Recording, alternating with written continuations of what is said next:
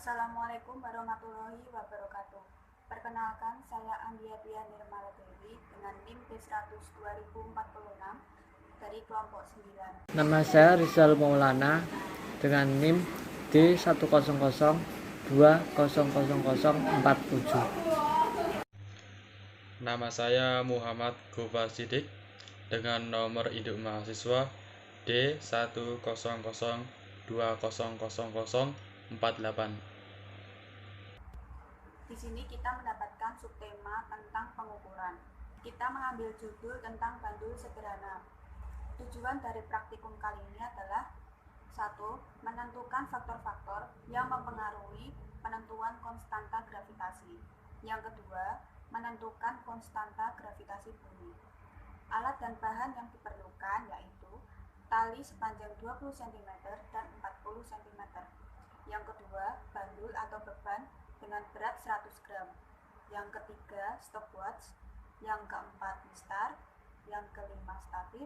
Dan yang terakhir, busur. Dasar teorinya yaitu praktikum ini merupakan salah satu contoh penerapan dalam pengukuran. Gerak yang diterapkan dalam praktikum ini adalah gerak osilasi pada bandul, yang dimana gerak bandul merupakan gerak harmonik sederhana yang memiliki amplitudo kecil. Bandul sederhana merupakan sebuah partikel yang bermassa m yang bergantung pada satu titik tetap dari seutas tali yang masanya diabaikan dan tali ini tidak dapat bertambah panjang. Gaya yang bekerja pada beban adalah beratnya mg dan tegangan T pada tali. Tegangan tali disebabkan oleh komponen berat Fn sama dengan mg cos theta, sedangkan mg sin theta bekerja untuk melawan simpangan. Jika bandul tersebut berayun secara kontinu pada titik tetap, maka terjadi ayunan harmonis sederhana. Apabila suatu benda dilepaskan dari ketinggian tertentu, maka benda tersebut akan jatuh dan bergerak mengarah ke pusat bumi. Percepatan yang dialami oleh benda yang jatuh tersebut disebabkan oleh adanya gravitasi bumi. Pada sistem bandul sederhana, benda bergerak pada sumbu gerak yang hanya dikendalikan oleh gravitasi bumi dengan periode ayunan dapat ditentukan dengan menggunakan persamaan. Bila suatu benda bergerak bolak-balik terhadap suatu titik tertentu, maka benda tersebut dinamakan bergetar. Salah satu contoh dalam fisika adalah GHS, yaitu gerak bolak-balik suatu benda yang melalui titik kesetimbangan tertentu dengan banyaknya getaran benda dalam setiap detik selalu konstan. GHS terjadi karena adanya gaya pemulih, yaitu gaya selalu melawan perubahan posisi benda agar kembali ke titik setimbang.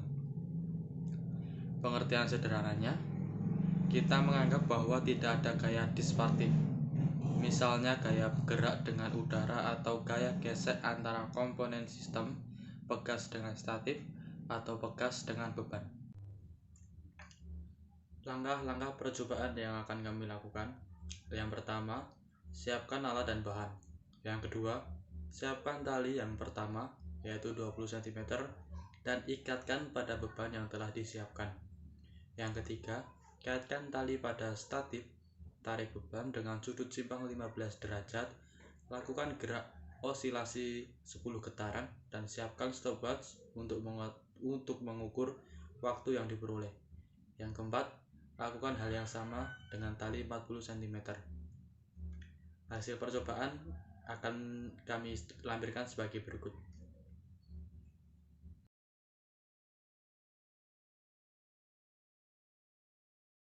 Kesimpulan adalah, dalam praktikum yang telah dilakukan tadi, kita dapat menyimpulkan bahwa periode dalam bandul sederhana ini tidak tergantung pada massa partikel yang digunakan.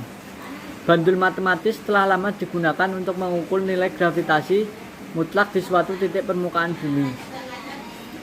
Pengukuran gravitasi mutlak dengan bandul matematis dapat dilakukan dengan teliti jika pengukuran waktu juga sangat teliti. Dari hasil percobaan ini, dibuktikan bahwa semakin panjang tali yang digunakan, maka waktu dan periode yang didapat semakin lama. Selanjutnya, dalam penentuan percepatan gravitasi, dapat dikatakan bahwa seperti yang telah kita ketahui sebelumnya, yaitu 9,8 meter per sekon. dari hasil percobaan yang diperoleh memiliki perbedaan yang sangat jauh. Hal ini disebabkan oleh beberapa faktor seperti adanya gesekan antara tali dengan udara yang mempengaruhi benda bergerak bolak-balik atau berosilasi tidak sama, dan kurang ketelitian saat praktikum dalam mengukur, menghitung waktu, adanya gaya tambahan saat bandul berayun atau berisolasi. Terima kasih.